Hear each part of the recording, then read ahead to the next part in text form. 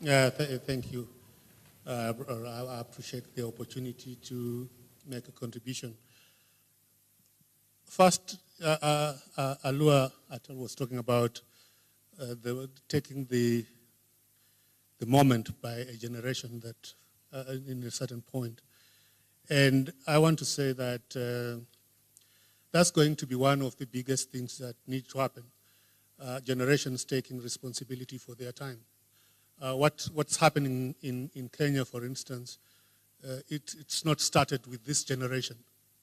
As you will recall, in '92, the generation that was present at the time took responsibility for that time, and generations after have taken responsibility for their time to deal with the issues of present. So this is not new, and it is something that has always worked out in terms of looking for solutions.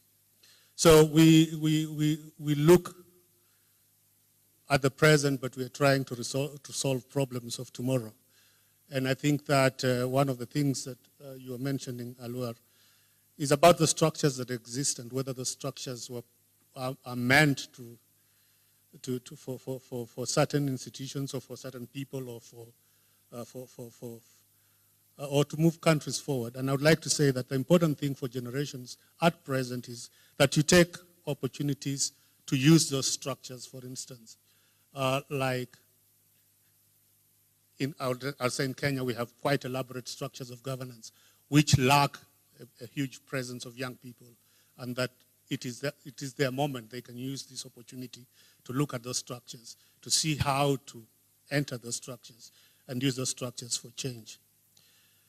Now with South Sudan, I was quite a young reporter when I covered South Sudan in the early 90s.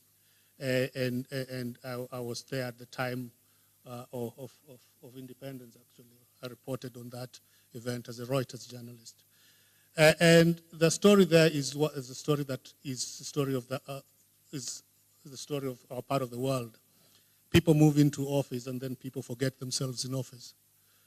And it's up to the generations to keep reminding people that this is not space that was bestowed on you by birthright. You're not born to be the leader, and you're not supposed to necessarily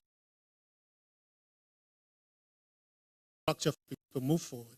So it's an opportunity for helping your country develop. It's your opportunity to get progress to where the communities in which you are, and that institutions, civil society, internally mobilizing people must be the pathway to try to get the consensus for driving change within these communities. I hear a lot about, we have been forgotten by the international community. The force for change has to come from us internally, not from the international community.